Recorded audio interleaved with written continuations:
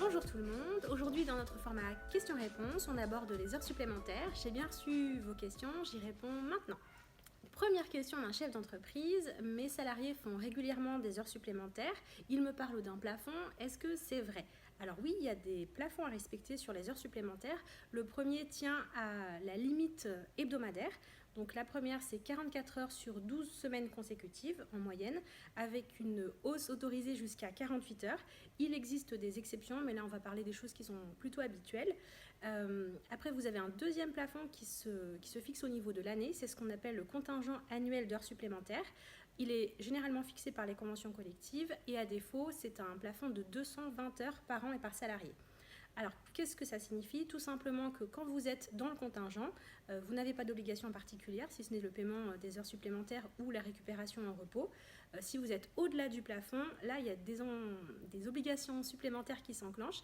La première, c'est de donner à vos salariés du repos compensateur obligatoire.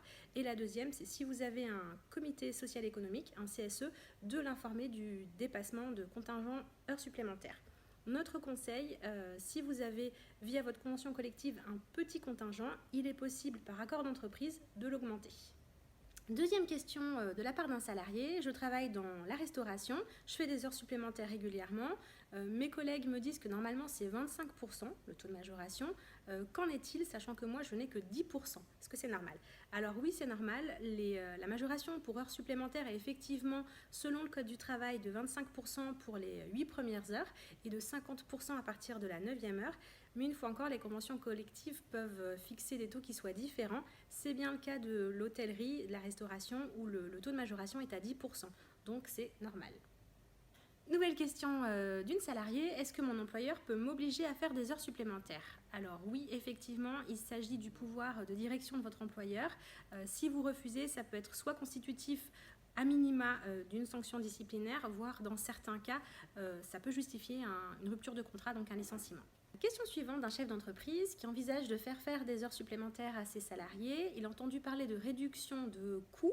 Qu'en est-il? Alors effectivement, depuis le 1er janvier 2019, les salariés qui font des heures supplémentaires bénéficient d'une réduction de cotisation salariale qui peut aller jusqu'à 11,31% et d'une déduction d'impôt sur le revenu à hauteur de 5 000 euros maximum par an et par salarié. Malheureusement, pour les employeurs, il n'y a rien de spécifique. Il existe toujours la déduction forfaitaire des cotisations patronales qui correspond à une déduction de 1,50 € par heure supplémentaire effectuée.